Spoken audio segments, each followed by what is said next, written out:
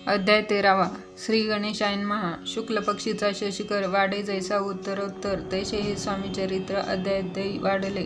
द्वादशाध्यायाचे अंती. श्रीपाद भट्ट बाळप्पा प्रति कपटयुक्तीने फसवून पाती परी झाले व्यर्थची. स्वयंपाकाधिक करवायशी लज्जा वाटत असे त्याशी तयाने एके समयाशी काय बोलती समर्थ निर्लज्जाशी सन्निध गुरु असे जाण निरंतरू ऐसा बोलता सद्गुरु.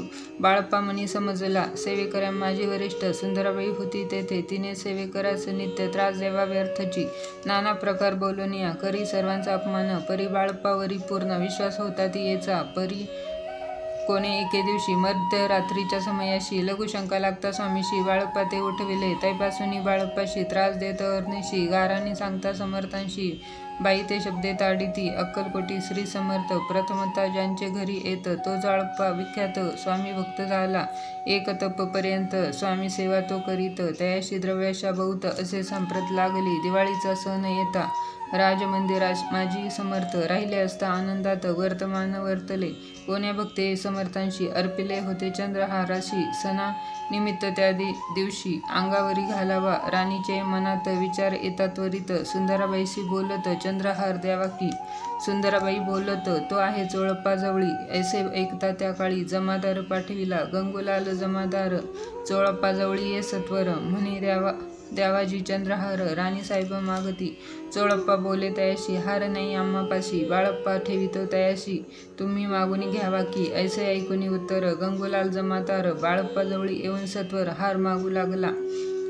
बाळप्पा बोले उत्तर आपणापाशी चंद्रहार. परी चोळप्पाची त्यावर सत्ता असे सर्वस्वे. ऐसे ऐकून बोलणे जमादार पुषे चोळप्पाकारणे. जबाब दिधला चोळप्पाने बाळप्पा देती तरी घेईजे. ऐसे भाषण ऐकून जमादार परतोन नृपमंदिरी येऊन वर्तमान सर्व सांगे. चोळप्पाची ऐकून कृती राग आला राणीप्रती. सुंदराबाईने ही गोष्टी तयाविरुद्ध सांगितल्या.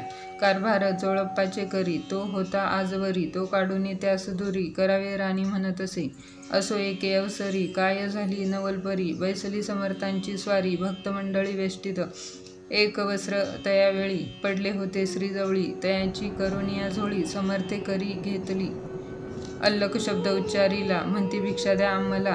त्यावेळी सर्वत्राला आश्चर्य वाटले. झोळी घेतली समर्थे काय असे उणे तेथे. जे जे दर्शन आले होते त्यांनी भिक्षा घातली. कोणी एक कोणी दोन रुपये टाकीते आणून न लागता एक क्षण 100वर गंती झाली. झोळी चोळप्पाचे देऊन समर्थ बोलले काय वचन. चोळप्पा तुझे फिटले ऋण स्वस्त आता राहावे. पाहून या द्रव्याशी आनंद झाला तयाशी. परीन आले मानसी श्री चरण अंतरले. चोळप्पाची दूर केले बाईशी बरे वाटले. ऐसे काही दिवस गेले बाळप्पा सेवा करताती. कोणे एके अवसरी सुंदराबाई बाळप्पावरी राग होनी दृष्टोत्तरी ताडण करी बहुसाळ.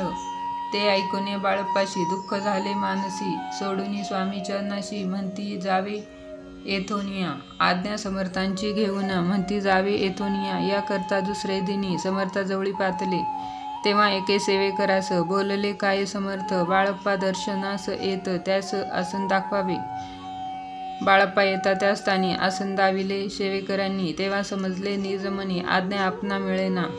कोठे मांडावे आसन विचार पडला त्या लागूने. तो त्याच रात्री स्वप्न बाळप्पाने देखिले. श्री मारुतीचे मंदिर स्वप्नी आले सुंदर. तेथे जाऊन सत्वर आसन त्यांनी मांडिले. श्री स्वामी समर्थ या मंत्राचा जप करीत एक वेळ दर्शना येत हिशोब ठेवीत जपाचा. काढून या दिले बाळप्पाशी. आनंद झाला बाईशी गर्व भरेती कोणासी. मानिनाशी जाहली. सुंदराबाईशी करावे दूर समर्थांचा झाला विचार. त्याप्रमाणे चमत्कार करुनिया दाविती. परी राणीची प्रीती बाईवरी बहुत होती. या कारणे कोणाप्रती धैर्य काही होईना. अक्कलकोटी त्या अवसरी माधवराव बर्वे कारभारी. तयांसी हुकुम झाला सत्वरी बाईशी दूर करावे. परी राणीस भिवूनिया तैसे न केले तयांनी. समर्थ दर्शनाशी एके दिवशी कारभारी पातले. तयांसी बोलती समर्थ कैसा करिता कारभार. ऐसे ऐकून या उत्तर बर्वे मनी समजले. मग त्यांनी त्याच दिवशी पाठविले फौजदाराशी. कैद करून या बाईशी आणावे म्हणती सत्वर. फौजदाराशी समर्थ, काही एक न बोलत, कारकिर्दीचा अंत ऐसा झाला बाईच्या. स्वामीची या सेवेकरिता सरकारातून स्वतः पंच नेमून या व्यवस्था केली असे नृपराये. मग सेवा करवायसी घेऊन आले गेले बाळप्पासी. म्हणती, देऊ तुम्हासी पगार सरकारातून. बाळप्पा बोलले, त्याशी द्रव्याशा नाही आम्हाशी. आम्ही निर्लोभ मानसी स्वामी सेवा करू की. बाळप्पाचा जप होता पूर्ण. एकच भक्तास सांगून या करविले श्रीनी उद्यापन हिशोब जपाचा घेतला.